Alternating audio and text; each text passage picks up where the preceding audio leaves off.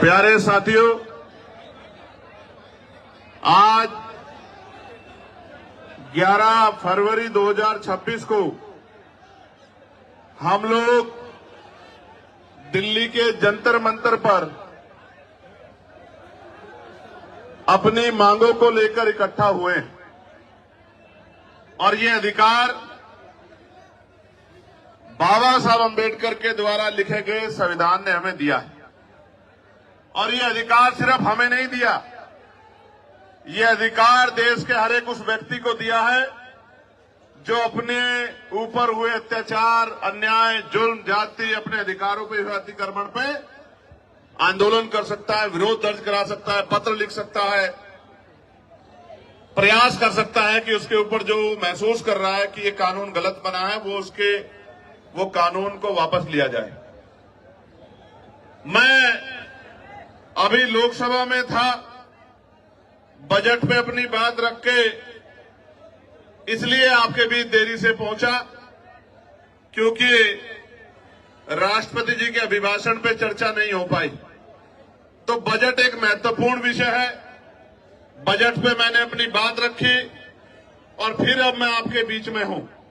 प्यारे साथियों, मैं अपनी बात को शुरू करते हुए बहुजन समाज में जन्मे सभी संतों, गुरुओं और महान पुरुषों को नमन करता हूं।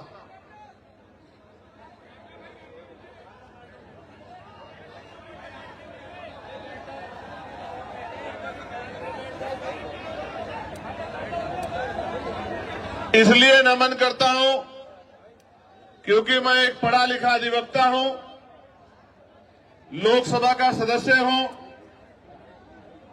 इस देश के इतिहास को जानता हूं और इतिहास से प्रेरणा लेकर ही आप अपने भविष्य को मजबूत कर सकते हैं, अपने वर्तमान को अच्छा बना सकते हैं। प्यारे साथियों, मैं सबसे पहले दिल्ली की पूरी टीम का बहुत बहुत धन्यवाद करूंगा कि उन्होंने इस महत्वपूर्ण विषय की गंभीरता को समझा और खुद से आगे बढ़कर निर्णय लिया कि हम यूजीसी के समर्थन में एक आंदोलन बुलाकर देश भर में ये संदेश देने का काम करेंगे कि हम सीना तान के कमजोर वर्गों के साथ खड़े हैं और हम अपने बच्चों की आने वाली जो है हमारी पीढ़ियां हैं उनके ऊपर किसी भी तरह का हमला बर्दाश्त नहीं करें। तो मैं और आप सब लोग दोनों हाथ उठा के दिल्ली की पूरी टीम को धन्यवाद करें कि उन्होंने ये हौसला जुटाया, उन्होंने ये हिम्मत जुटाई, उन्होंने हमें शक्ति दी, उन्होंने वैचारिक मजबूती को समझा और असल में उन्होंने सबसे बड़े इस दुख को समझा कि बहन पायल, भाई रोहित, बहन डेल्टा और तमाम हमारे बेटे बेटियों की जो शहादतें हुई हैं, संस्थानिक हत्या हुई है, आने वाली पीढ़ियों के हिस्से में ये जुल्म जाति ना आए। इसलिए मैं उनकी बड़ी सोच को भी बहुत बहुत धन्यवाद देता हूं। उसके बाद जिन साथियों ने ये मुमकिन कराया कि दिल्ली जैसे स्थान पर एक बड़ा आंदोलन हो, हमारी बात दूर तक जाए, जो जहां जहां से लोग पहुंचे हैं, मैं उन तमाम भाइयों का, बहनों का, बड़े बुजुर्गों का, अपनी पार्टी के बड़े नेताओं का, सबका धन्यवाद करता हूं। और जिनकी वजह से मैं लोकसभा में पहुंचा हूं, मैं उन भीम आर्मी आजाद समाज पार्टी के साथियों का और नगीना लोकसभा के समझदार लोगों का, नगीना लोकसभा बिजनौर जिले के साथियों का बहुत बहुत धन्यवाद करता हूं। प्यारे साथियों, इस आंदोलन की जरूरत क्यों पड़ी? क्योंकि लोकतंत्र में अगर आप अपने ऊपर होने वाले अन्याय के विरोध में आवाज नहीं उठाते तो ये मान लीजिए कि ये आपके ऊपर मुस्तैद कर दिया जाता है, आपके ऊपर थोप दिया जाता है कि आप इस बात को स्वीकार करते हैं। प्यारे साथियों, आप याद करके देखिए, इस देश में हमें कुछ भी मांगने से नहीं मिला। हर चीज के लिए हमारे अपने बीच के लोगों ने, जिनको आज हम महापुरुष के रूप में मानते हैं, उन्होंने संघर्ष किया है, अपना जीवन बलिदान किया है, अपने बच्चों का बलिदान दिया है, उन्होंने अपना सुख चैन त्यागा है। उसके कारण आज इस देश में कमजोर वर्गों के लोगों को हक और अधिकार मिलने का काम हुआ।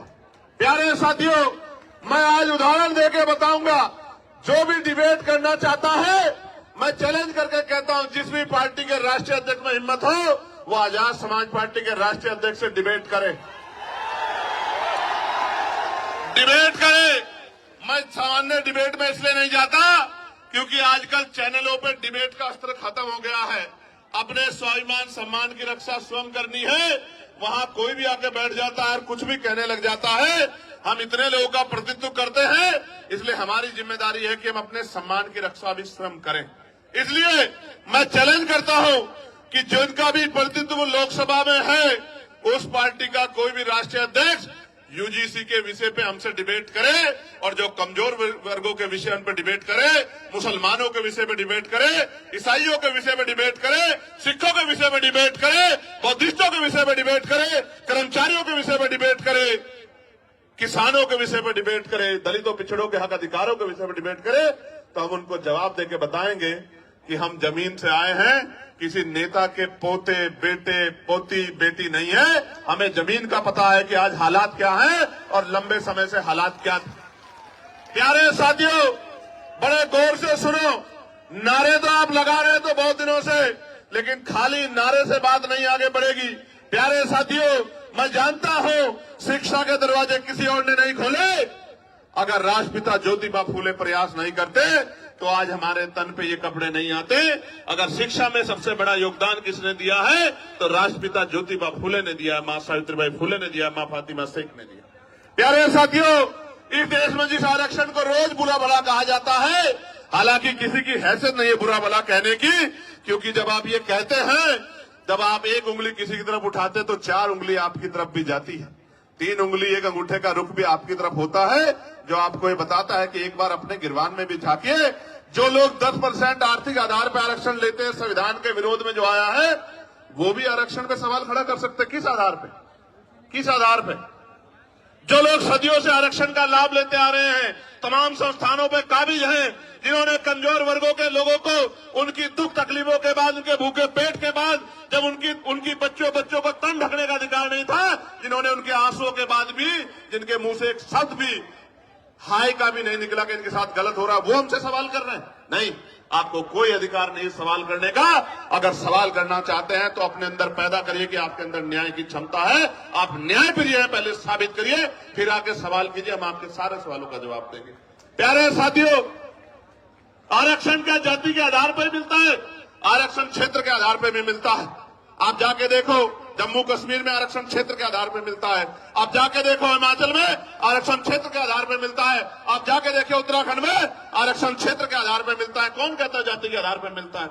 आरक्षण उनको मिलता है जो पीछे रह गए हैं, जिनका प्रतिनिधित्व कम है।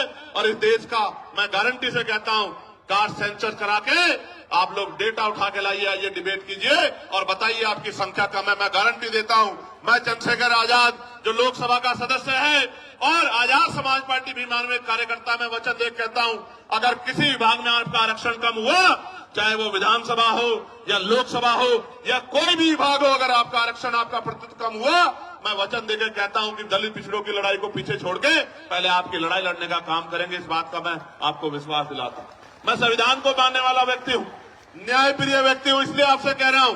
तो मगर सच का सामना तो करना ही पड़ेगा। इस देश में अगर आरक्षण आया सबसे पहले तो 1902 में आया, जिसको छत्रपति साहू जी महाराज ने लागू किया, किसी और ने लागू नहीं किया। कुर्मी वंश के छत्रपति साहू जी महाराज ने लागू किया। उससे पहले तमाम न्याय प्रिय लोगों पे था अवसर, उन्होंने लागू नहीं। इस देश में अगर वोटिंग राइट मिला, इस देश के बहुसंख्यक लोगों को, बालिग लोगों को वयस्क मताधिकार मिला, सार्वभौमिक मताधिकार मिला, इसका श्रेय अगर किसी को जाता है तो वो बाबा साहब अम्बेडकर को जाता है। आपको इतिहास पढ़ना चाहिए। 1919 से पहले इस देश में बहुत कम % लोग वोट करते थे। मॉन्टेगो चेमफोर्ड सुधार समिति बनी और सुधार समिति ने नए पैमाने तय किए कि वोट देने का अधिकार उनको मिले जो जमींदार हैं, जो भूमि जिनके पास बड़ी संख्या में है, जो लगान देते हैं, जो टैक्स देते हैं, जो बहुत पढ़े लिखे हैं, जो पूंजीपति हैं, जिन पे व्यापार है।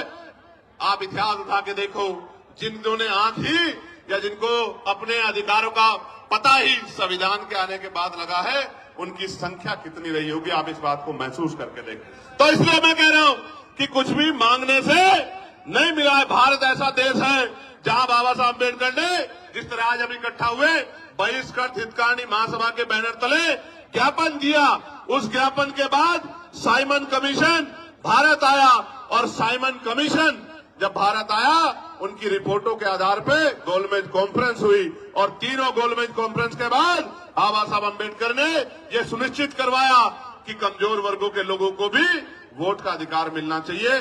तब इस देश में, और आपको जान के खुशी होगी कि न्यायप्रिय चरित्र किसे कहते हैं, कि भारत पहला ऐसा देश है कि संविधान के लागू होने के साथ देश की महिलाओं को और गरीब और अमीर तमाम तबकों के लोगों को वोटिंग राइट मिलने का काम हुआ। ये काम अमेरिका नहीं कर पाया, ये काम जर्मनी नहीं कर पाया, ये काम यूरोपियन कंट्री नहीं कर पाई, ये काम इंग्लैंड नहीं कर पाया। ये काम अगर किसने किया कि महिलाओं को बराबर का अधिकार मिले, तो ये भारतीय संविधान में बाबा साहब अम्बेडकर ने किया। हिंदू कोड बिल पे इस्तीफा दिया जब महिलाओं को उनके अधिकार नहीं दिला पाए, पिछड़ों को उनके अधिकार नहीं दिला पाए। इसलिए हम तो लंबे समय से उपेक्षाओं से लड़ रहे हैं। मैं ये बात आपको क्यों बता रहा हूं, जब हम चारों तरफ देखते हैं तो मामना रामसु वर्मा दिखाई देते हैं, संत राम बी प्रजापति दिखाई देते हैं, मान्यवर काशीराम साहब दिखाई देते हैं, मान्यवर दीना भाना वाल्मीकि साहब दिखाई देते हैं। जब हम चारों तरफ देखते हैं संत गाड़गे जी महाराज दिखाई देते हैं, नारायणा गुरु दिखाई देते हैं। जब हम चारों तरफ देखते हैं बाबू सिंह दयाल चौरसिया दिखाई देते हैं, परमानंद लोधी जी दिखाई देते हैं, अवंतिका बाई लोधी जी दिखाई देती है, जलकारी बाई दिखाई देती है, तमाम हमारे महापुरुष और वीरांगनाएं दिखाई देती है। ये सब कौन है? इन्होंने हमारी बस्ती में जन्म नहीं लिया, इन्होंने हमारे जिले में जन्म नहीं लिया, इन्होंने हमारे प्रदेश में जन्म नहीं लिया, मगर हम अपने मां बाप से ज्यादा इनका सम्मान करते हैं और इनके सम्मान पे खून की बूंद बूंद लगा सकते हैं। उसका कारण क्या है आप जानिए। उनका कारण ये है कि इन महापुरुषों ने अपने बच्चों को भी पीछे छोड़ दिया, इन्होंने हमारे लिए अपना पूरा जीवन जिया। इनकी वजह से आज हमें अधिकार मिले। इसका मैं उदाहरण बताता हूं। बाबा साहब अम्बेडकर ने अपने जीवन में 3 लोगों को गुरु माना। धार्मिक गुरु उन्होंने, न्यायिक गुरु के तौर पे उन्होंने महामानव तथागत बुद्ध को अपना गुरु माना। शिक्षा के क्षेत्र में उन्होंने राष्ट्रपिता ज्योतिबा फुले को अपना गुरु माना और अंधविश्वास पाखंडवाद को यानी कि विज्ञानवाद के तर्क के आधार पर बात करने के लिए उन्होंने गुरु कबीर जी को अपना गुरु माना। आप समझो, बाबा साहब ने राष्ट्रपिता ज्योतिबा फुले को गुरु माना, उनके दिखाए रास्ते पे चले, साहू जी महाराज के रास्ते पे चले। इसी वजह से वो सामाजिक न्याय की बात को मजबूती से रख पाए। कहां थे लोग जब इस देश में स्तन टैक्स लिया जाता था? कहां थे लोग इस देश में जब विधवा विवाह रोका गया था? कहां थे जब सती प्रथाएं होती थी? कौन खड़ा था इस बात को लड़ने के लिए जब महिलाओं को जिंदा जला दिया जाता था? वही महापुरुष खड़े थे जो समझते थे कि हर व्यक्ति के जीवन का मूल्य क्या है। प्यारे साथियों, बात मैं आपको क्यों बता रहा हूं कि हमारी पार्टी के नेता ये बात कर रहे थे कि भाई चंद्रशेखर आजाद पिछड़े वर्ग के लिए मैदान में आए, कोई नहीं आता। मैं उनको कहना चाहता हूं कि आप पिछड़े नहीं हैं, आप हमारे भाई हैं, हमसे पिछड़े हुए हैं। आप पिछड़े नहीं हैं, हम सब लोग पिछड़े हैं। आप हमारा परिवार हो, हमारे भाई हो, बस पिछड़े हुए हो, उन पिछड़ों को इकट्ठा करने के लिए हम लोग निकले। और आप ही नहीं, हर पीड़ित, शोषित, वंचित किसान, कमेरा, वो चाहे बौद्ध हो, सिख हो, सामान्य जाति का भी कोई गरीब है, शोषित है, उसको भी हमारा अपना है, उसके लिए भी हम लोग खड़े हैं। मुस्लिम समाज के लोग, क्या हालत आज आपने देश में देखा? मजारें गिर रही हैं, खानकाएं तोड़ी जा रही हैं, मस्जिदों में बुलडोजर चल रहा है। और अयोध्या में क्या हुआ? जिस व्यक्ति पे आरोप लगा के उसका घर तोड़ दिया, उसको बंद रखा, कोर्ट ने उसको बरी कर दिया। अगर हिम्मत है तो मुख्यमंत्री माफी मांगे अपनी बात के लिए, जो बात उन्होंने असेंबली में खड़े होकर कही थी कि इस धर्म के लोग गुंडागर्दी करते हैं। मैं आपको बताना चाहता हूं कि सब लोग पीड़ित हैं, सब लोग पिस रहे हैं। अभी एक नौजवान साथी मुझसे मिला, मुझसे कहने लगा भैया हमारा विषय उठाना।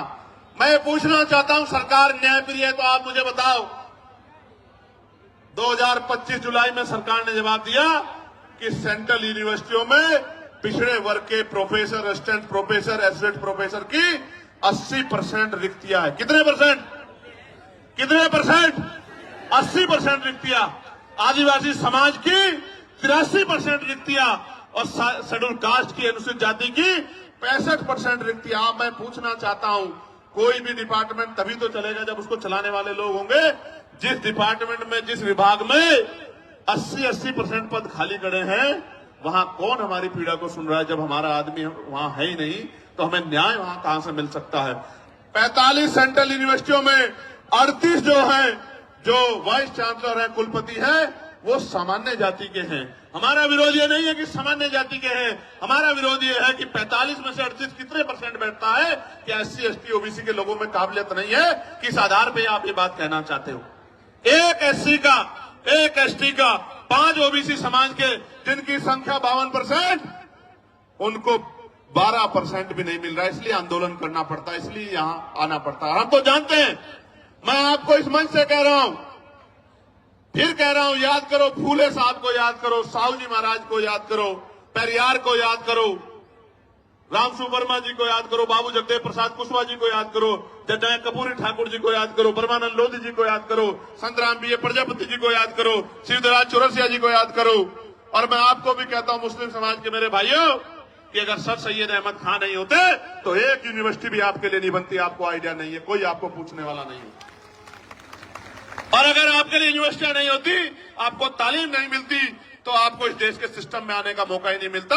जब आप डॉक्टर इंजीनियर IAS IPS वकील जज नहीं बन पाते, तो आपके कलम में ताकत नहीं होती, आप कहां से किसी का भला कर पाते? आप तो अपना भला भी नहीं कर पाते। आपने देखा, उनके बाद 2 लोगों ने यूनिवर्सिटी बनाने का काम किया, और दोनों के परिवारों का क्या हाल है?